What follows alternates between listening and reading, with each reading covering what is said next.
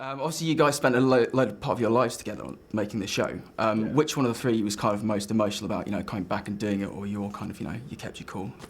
I think we were all pretty fired up about coming back. I don't know if anyone was more than the other, but I just know it was nice to not have to answer that question. You guys coming back? You're going to make the movie? And I mean, you have to manage your expectations as well. Anything could have happened at any point. It could have fallen apart at so many different moments. So, we were just happy to be where we were at any given moment. I mean, honestly, we wanted to make it a movie after the first season. Whenever we showed the show at premieres, we showed it on a big screen to a big audience, and it was a big show. We shot live at Cannes Film Festival, live at the U2 concerts. So it was a very kind of cinematic show, especially for a half hour that people weren't really filming like that. So when we started the show, it was just right at the moment when TiVo started to come into fruition. So people would watch it in groups because you couldn't really record it.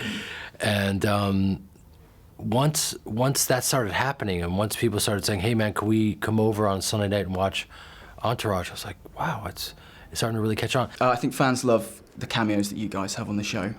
Any sort of particular favourites you had from the movie and also the show, the guys that have come in? Jerry? Well, for the show, I always say this. I always answer this one person because to me, it's not that he's my favorite, but I think he was the most pivotal. I think James Cameron was the most important because it was early on in the show, and also to me it took this fake world that we were trying to create where the Vince character is this leading man and just legitimized it all. You have James Cameron playing himself directing Aquaman. Yeah, I mean, he was the whole thing of the Aquaman storyline. And again, not to dismiss Aquaman now, I'm hoping it'll be a great movie, but when we first came up with the idea, it sounded like a very silly movie, Aquaman, but James Cameron's Aquaman sounded like something I wanted to see. So he was the only director that really, you put it in front of a weird movie and all of a sudden you go, whoa, I bet you that would be interesting. Do you enjoy sort of the people who are outside of Hollywood a bit? Because we have Thierry Henry in this as well, who's a sportsman, and then Mike Tyson you mentioned. Do you like the guys who are a little bit outside of your fame area? What was fun about Thierry Henry is that, like,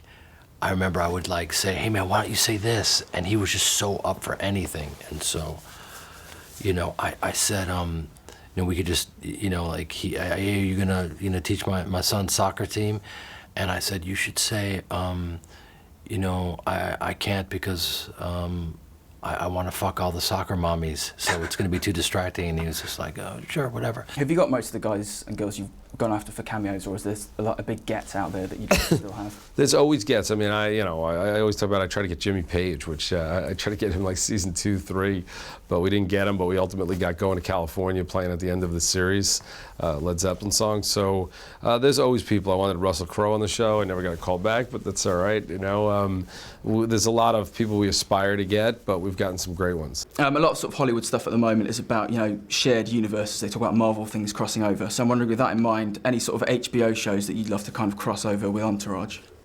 Well, if the Sex and the City Entourage crossover would be kind of interesting. Yeah.